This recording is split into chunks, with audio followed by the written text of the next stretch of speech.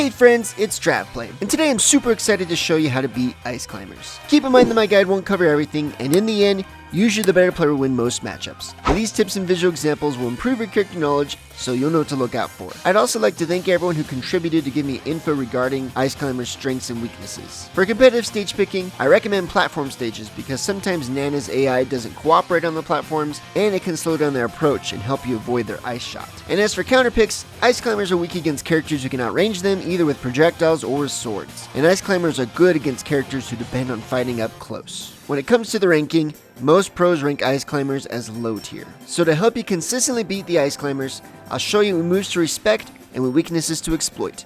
Let's get right into it.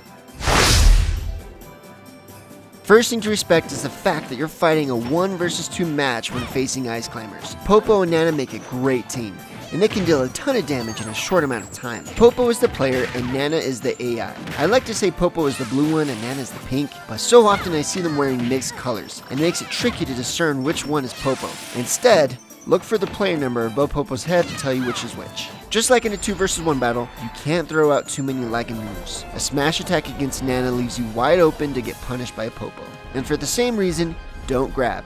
I repeat, don't grab Ice Climbers. The only exception is when you manage to separate them, and that should be your goal in the match. Separate them. If you can knock Nana away, or even better, KO her, then Popo is in a lot of trouble. One more thing to be aware of is Ice Climber's ability to desync. That's where Popo and Nana can perform different moves at about the same time. The player usually controls what they both do, but sometimes Nana can operate totally on her own, so watch out. The worst is when you get caught in one of these desync combos. When this happens, do your best to DI away from the Ice Climbers and try to tech whenever you hit the stage. And don't get hit. Respect Ice Climbers' grab. The majority of these desync 0 to death combos start with a grab. So don't grab and don't get grabbed. Squall Hammer is a move you'd better respect. The Ice Climbers can move a lot while they spin around, getting them away from being punished and helping them to recover. Squall Hammer deals a lot of damage, and it's hard to challenge with another attack, usually getting beat out. At the end of the move, Ice Climbers can often desync, so be careful when you punish it. To beat it, use projectiles, shield, counter, or attack from above. If you choose to shield it, then make sure you react quickly at the end of the move. Watch out for Blizzard, where Ice Climbers cast a flurry of cold air out of their palms. It can potentially freeze you, which leaves you vulnerable to getting walloped again. Especially watch out for this move as you're trying to get up from the ledge. If Ice Climbers are close to you, then do a get up attack. If they're far, then you should be able to do a jump get up over it. And then there's Ice Shot. Not the deadliest of projectiles out there, and you can even hit it back at the Ice Climbers. However, at high percents, it can potentially freeze you, and it's most dangerous as a means to gimp you. So watch out for Ice Shot as you're recovering.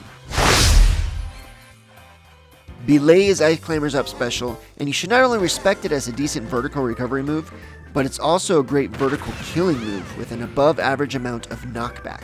So when you're above the stage, make sure to avoid Belay.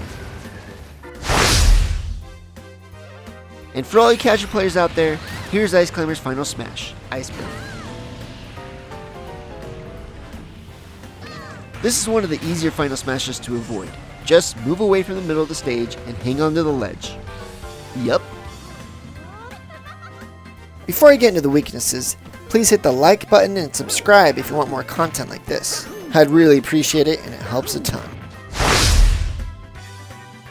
Now for Ice Climber's weaknesses. The biggest one of all is solo Popo. That's when you manage to knock out Nana, and Popo is left all alone to fight. He is complete weak sauce without Nana. He can't even use his up special to recover. So this is your time to make him suffer and get the KO. And believe me, you don't want to lose to solo Popo.